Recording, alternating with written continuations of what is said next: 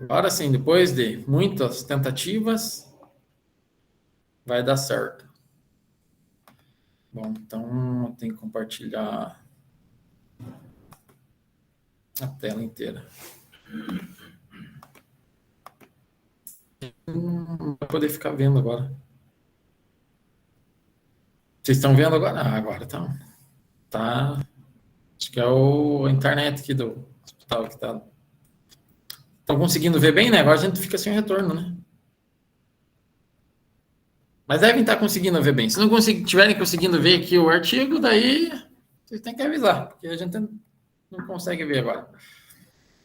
Bom, então ontem, né? Você vê, ontem quando a gente discutiu lá sobre AVC e tal, em determinado momento, né?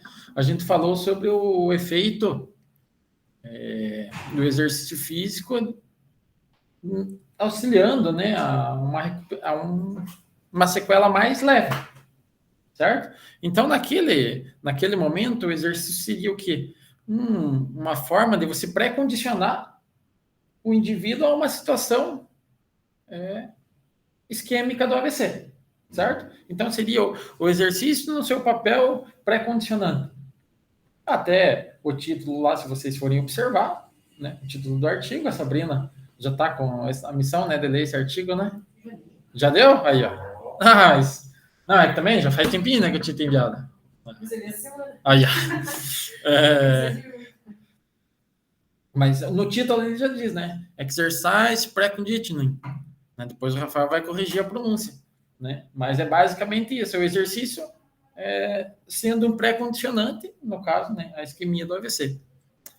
O que a gente vai observar hoje é uma outra forma de você pré-condicionar o indivíduo a uma situação que, nesse caso, né, a esclerose múltipla não é uma condição isquêmica e tal, né? Mas esse mesmo modelo de pré-condicionamento à isquemia, ele é usado já em outras situações, como, por exemplo, doenças cardíacas, e depois a gente vai até falar um pouquinho a respeito disso. Então, o efeito, o nome do artigo, né? É o efeito do pré-condicionamento isquêmico remoto na caminhada de pessoas com esclerose múltipla, né? Daí um estudo randomizado duplo cego. Então, hoje a gente vai cortar um pouco aqui a parte da introdução, depois, daqui a pouco a gente volta. Vamos falar primeiro do método ali, para a gente poder falar, né, de qual que é a técnica, depois a gente volta. Tá, então, o estudo duplo cego, controlado randomizado, beleza. Pessoas com esclerose múltipla.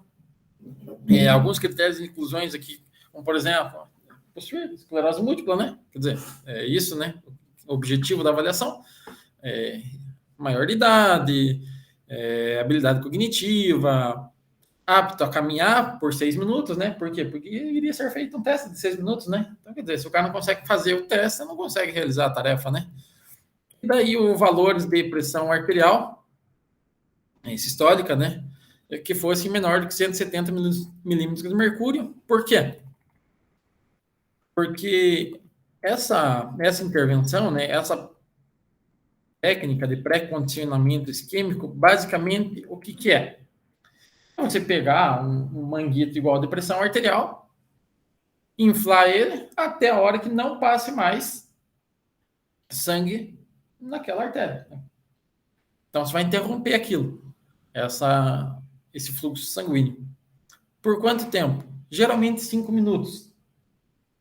Beleza, então fez 5 minutos de oclusão total, 5 minutos de reperfusão. Se liberou ali e tal, vai normal. Mais uma vez, 5 minutos de oclusão, venceu o tempo, recupera normal. 5 minutos de oclusão, geralmente 3 a 4 baterias, né? 3 a 4 sets nesse ciclo. Oclusão, reperfusão, certo? Então, o que eles fizeram aqui? E isso, o cara parado. A gente já viu algumas vezes, né?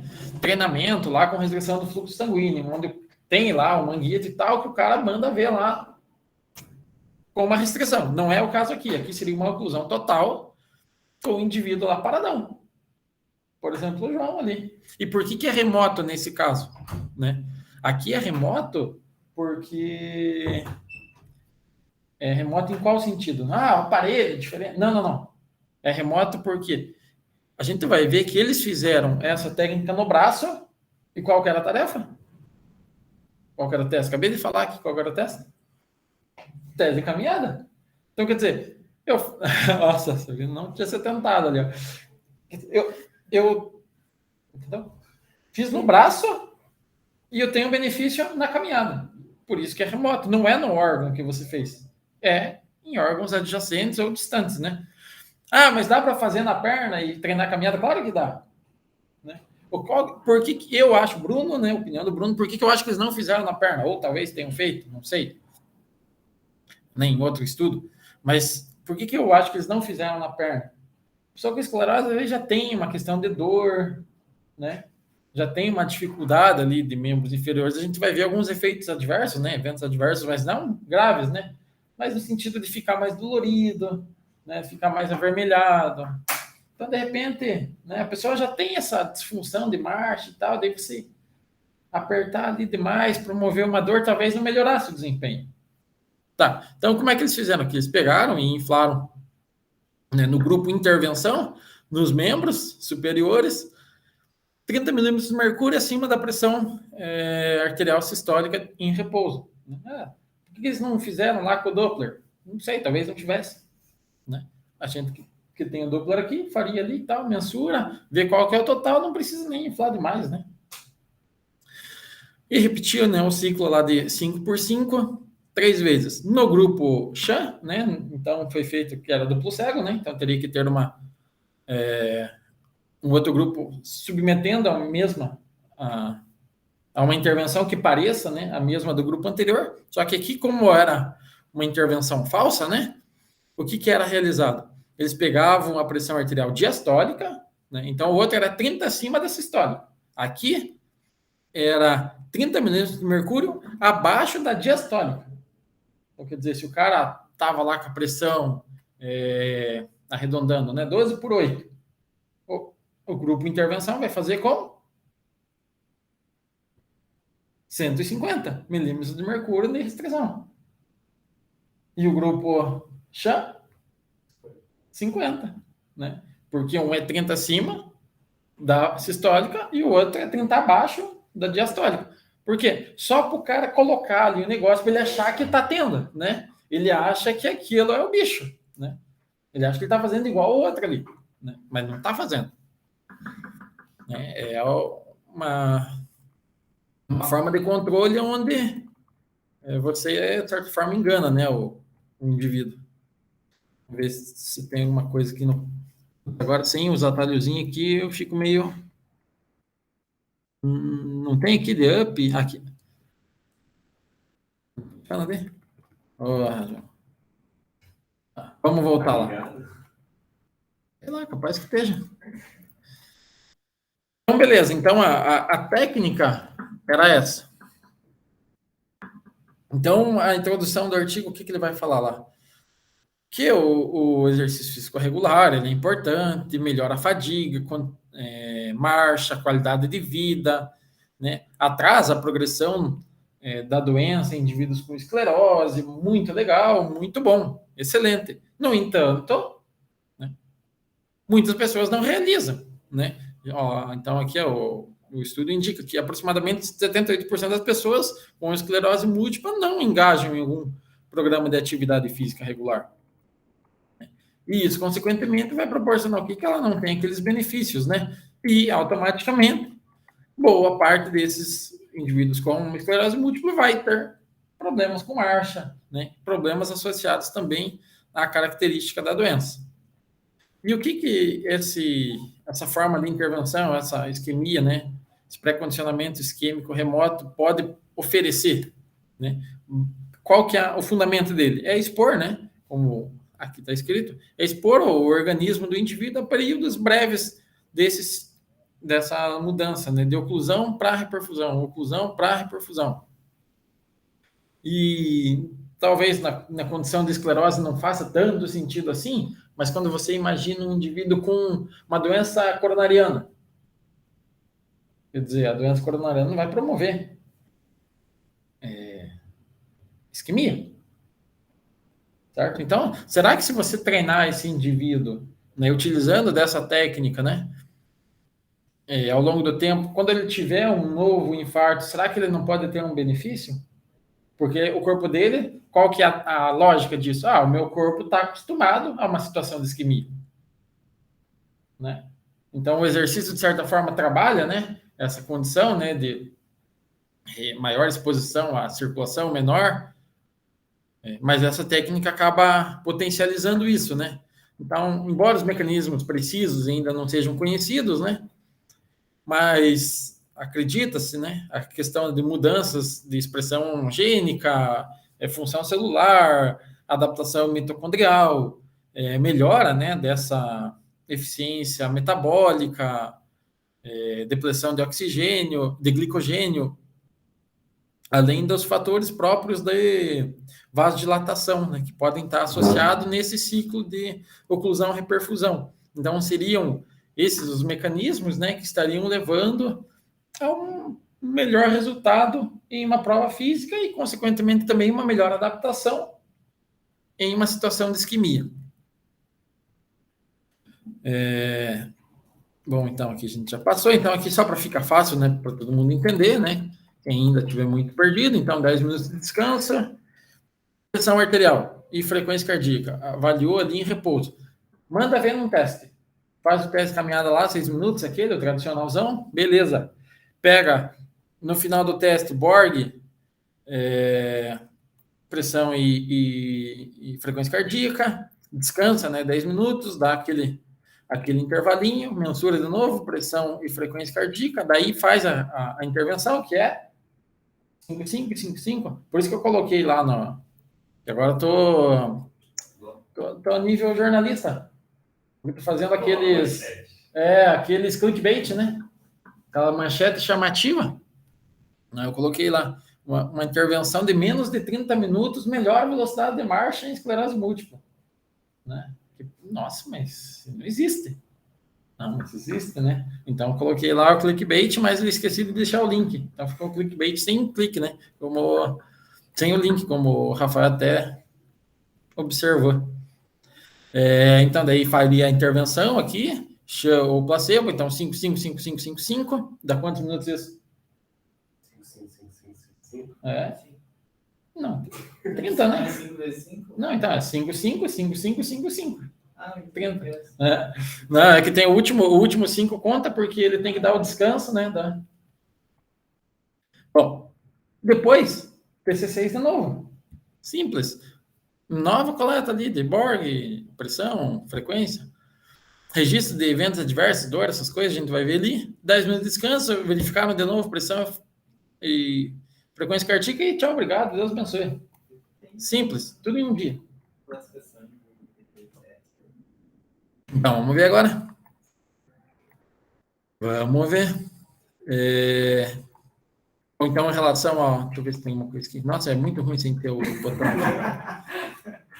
Não, porque daí você tem que ficar na seta. Daí você tem que ficar apertandinho. Mas agora vai assim mesmo. Já estamos tudo. Né? Então, o objetivo primário qual que era? Observar essa melhora, né, no teste de caminhada de 6 minutos. Né? Em relação a dados secundários, então seria a velocidade de marcha, que é bem meiozinha, né? Porque se aumentou a distância, o tempo está fixo. Se aumentou a distância, a velocidade aumenta, né? Óbvio, né? Não tem. Daí Borg, tolerabilidade, né? A intervenção. Então, quer dizer, se o cara tá com um negócio ali que tá explodindo a perna dele e não consegue levantar, porque não é dolorido. Isso aqui é que agora não tá, né? Meu computador já desliguei ele. Mas, bom, depois eu falo disso. Então, essa tolerabilidade, né? O indivíduo aguentar, né, ali a dor, o desconforto momentâneo, né? Principalmente na fase de oclusão. Aí, o que eles considerariam como melhora, né? Então, uma melhora de 7% na distância do TC6, né? Ou então uma melhora de 9 metros, né? do ponto de vista, a perspectiva, né, do paciente, e a perspectiva do terapeuta seriam 21 metros de melhora. Então, melhorou 21 metros, né, em indivíduos com esclerose, seria bom, a nível, assim, terapêutico do profissional, né, para o paciente, parece, né, as pesquisas mostram lá que com 9 metros já melhora a questão de qualidade de vida, sensação, né, como o paciente se sente, né.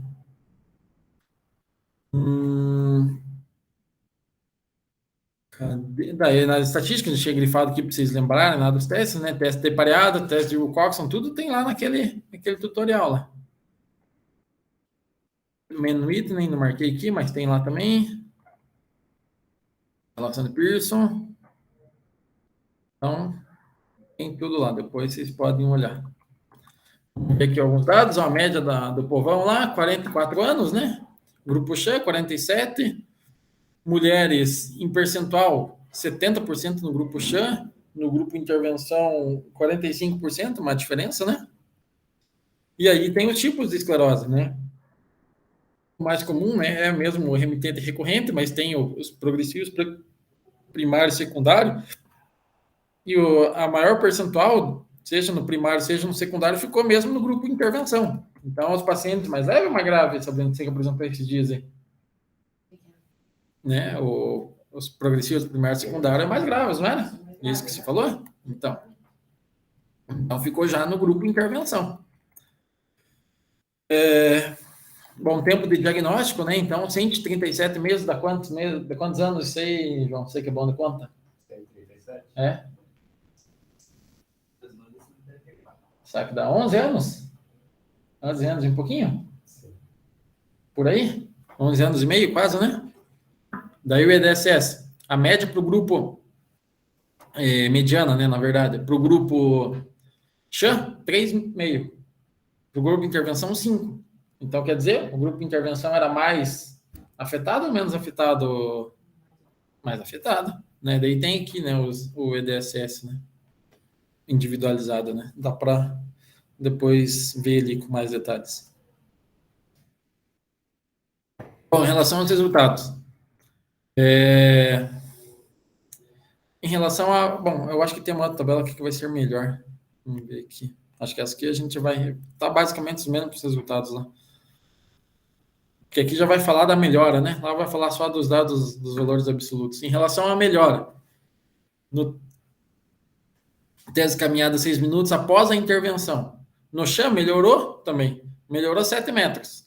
No grupo de intervenção melhorou, mas melhorou 16 metros. Então, dá mais do que o dobro?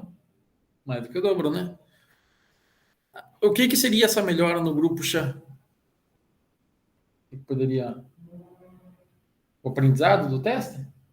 Mas o cara nunca fez o teste, faz um teste, descansa um pouquinho, né? Mais de meia hora parado, faz de novo, tem um potencial de melhora, né? Então, só esse efeito assim de aprendizagem, né? De você fazer pela segunda vez, já acaba sendo mais interessante, né? Um resultado mais... tende a ser melhor quando comparado ao primeiro, né? Ainda mais quando tem assim, um tempo de descanso. Mas ainda assim, o grupo de intervenção melhorou mais do que isso ainda. Percentual de melhora, 1,9 no grupo XAN, 5,7 no grupo intervenção. Deu diferença estatística, mas quantos que eles estavam querendo lá, vocês lembram? Quanto que era o percentual? 7. Vamos ver lá se não, talvez esteja... 7% de melhora em relação ao método do ponto de vista do paciente. Quanto que era lá, João, do ponto de vista do paciente? Então, 9. Então, 9 e 21 daí para a terapêutica, né? Para o terapeuta. Melhora a velocidade, mas isso aqui a gente nem vai entrar no mérito, porque isso aqui é uma análise, né? Xixi lenta, né? Se aumentou a distância, vai aumentar a velocidade, o tempo mesmo. Daí a escala de desconforto. Durante a intervenção, óbvio, né? Teve uma escala de desconforto maior, um valor maior para o grupo que estava fazendo intervenção real, porque aperta a coxa, dói. Principalmente na primeira, na segunda já estava anestesiado. Na primeira, os primeiros 5 minutos é meio violento, meio dolorido mesmo. Depois, na segunda, tá de boa, na terceira você já tá cozidaço já. Nem vai sentir tanta dor, mas a primeira, principalmente, dói bastante. E daí o grupo Chan ainda teve a coragem de meter 1 lá na escala. Que pena do grupo, né? Em relação lá à melhora. E atingiram 7%, 40%, é o percentual do percentual, né? Que atingiram uma melhora de 7% na distância, 40% do grupo intervenção atingiu esse 7%, que era o objetivo. Em relação ao grupo Chan, 16%, né? Diferença estatisticamente significante. Que melhorou 9 metros, né? Que seria o adequado do ponto de vista do paciente. Vamos arredondar, 70% para o grupo intervenção, 40% para o grupo Chan, diferença estatística entre os grupos. Que melhorou 21 metros, né? Que seria uma melhora clínica relevante. 34% no grupo intervenção, 13% no grupo Chan. E daí a última escala, a última tabela, em relação a eventos adversos, né? Mas você vê ali que não tem nenhum evento assim de uma instabilidade hemodinâmica, um evento trombótico. Vai ter o quê? Vai ter um pouco de dor, vai ter um pouco de desconforto, vai ter um pouco de formigamento, vai ter um pouco de assim, ver a pele vermelha, ou assim fica com aqueles. Sabe quando você bate, assim, fica aqueles pontinhos vermelhos assim de sangue? Né? Então, como, né? Não chegou a ser uma lesão muito grave, mas fica, né? Às vezes aquele. Tem um nome, mas não vou lembrar agora, né? Mas assim, eventos adversos mínimos, né? Mínimos e totalmente tranquilos, né? Bom, então os resultados são esses, né? 75 pessoas completaram o estudo, uma quantidade interessante, né?